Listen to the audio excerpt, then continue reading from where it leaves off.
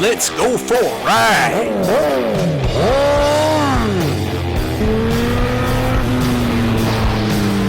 You are watching CycleCruza's all-in-one motorcycle channel. Subscribe today.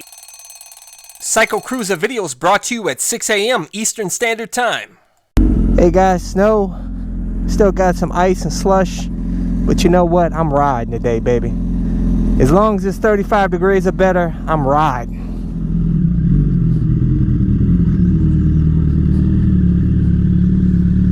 You know, a few videos ago I mentioned a few bikes that I am considering buying. A couple of them, the BMW S1000r and the RR.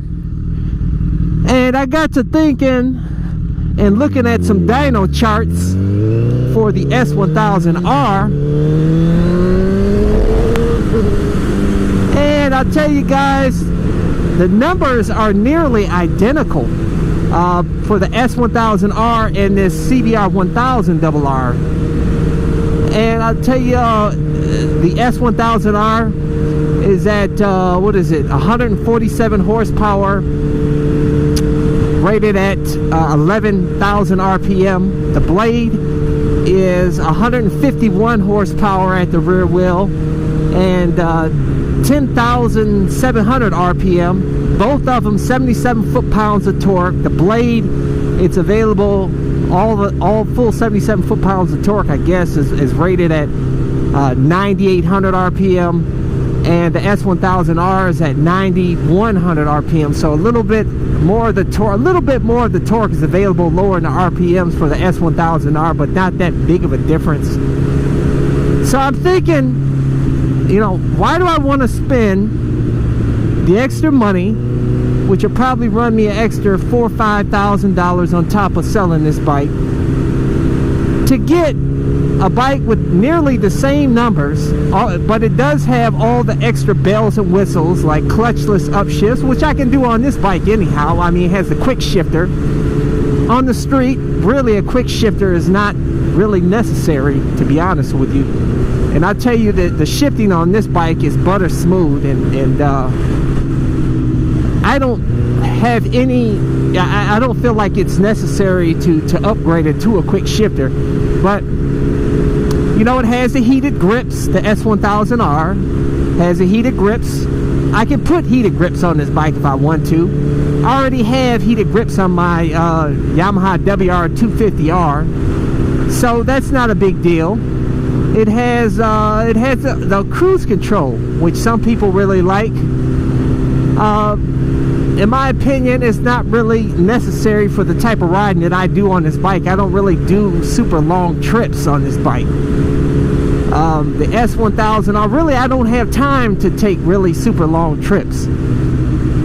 So I probably wouldn't even use the cruise control on the S1000R, to be honest with you. And the only real benefit to the S1000R over this 2012 CBR1000rr that I have here is it has a more comfortable upright seating position. But on the blade, I just, you know, anytime I want upright seating on this and more comfort, I just take my left hand off and I'm good. I'm completely in an upright seating position right now. I'm comfortable. I'm cruising.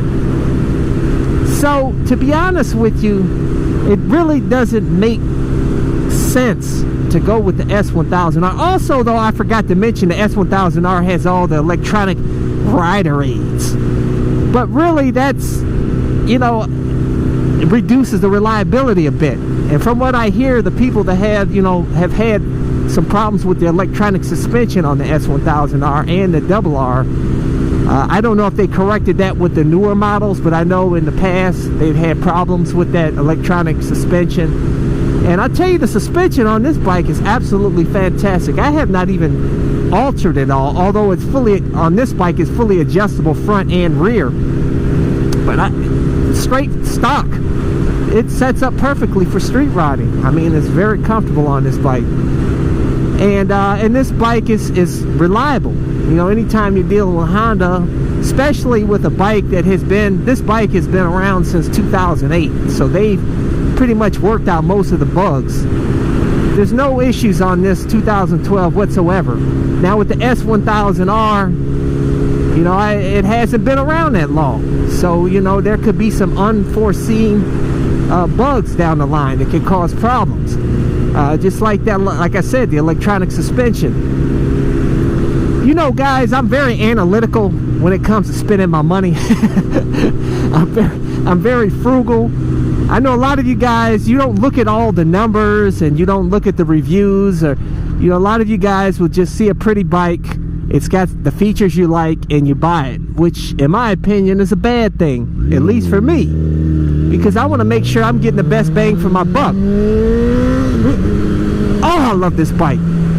Damn, I love this bike, man. And this bike is already set up for me. It's got all the mods that I want. I love the Hyperflow pipe on this bike.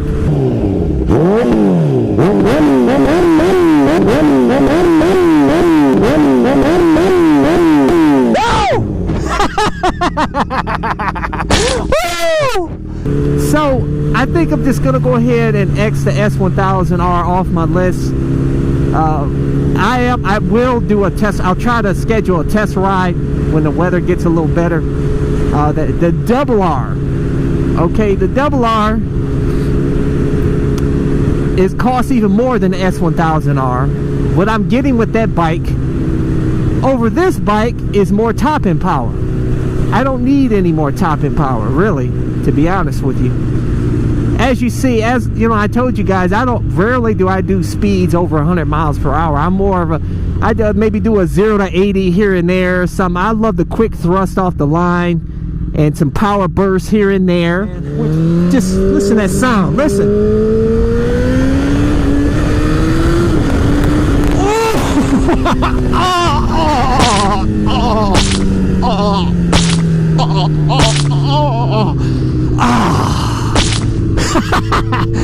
Which, yes, may not be all that safe, but it's a hell of a lot. I mean, that's fairly conservative, very super conservative compared to the street Rossies out there doing racing each other, doing 170, 200 miles per hour.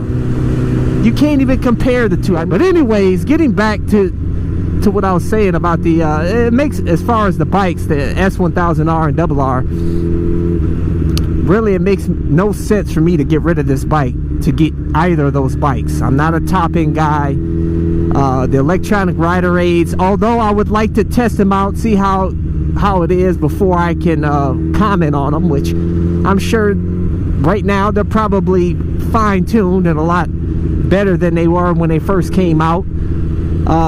I'm not going to hate on electronic rider aids, but for me, for street riding and what I do, it's unnecessary for me, and really it just reduces the reliability, like I said.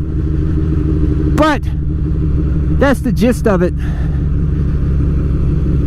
And yeah, baby, looking good. But hey guys, that's all I have for you in this video, man. I just want to give you an update, and just, hey, I change my mind all the times, guys, so I'm not completely writing off those bikes. You know, I told you guys in the past that it's not necessary for me to get a liter bike. Yeah! 600's all you need, baby. And I got one anyhow because I wanted it for the experience and to actually say whether or not these are overkill for the streets. And I came to the determination that really this bike is overkill for the streets, but what makes it great for street riding is it has that usable low-end and mid-range power that you need out here on the streets. So they are useful for the streets, but the 600 really is all you need, to be honest with you.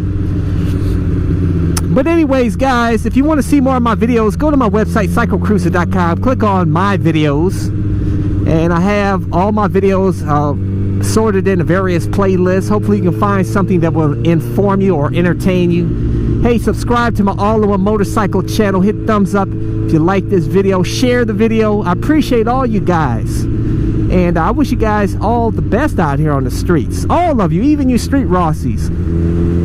Take care, guys.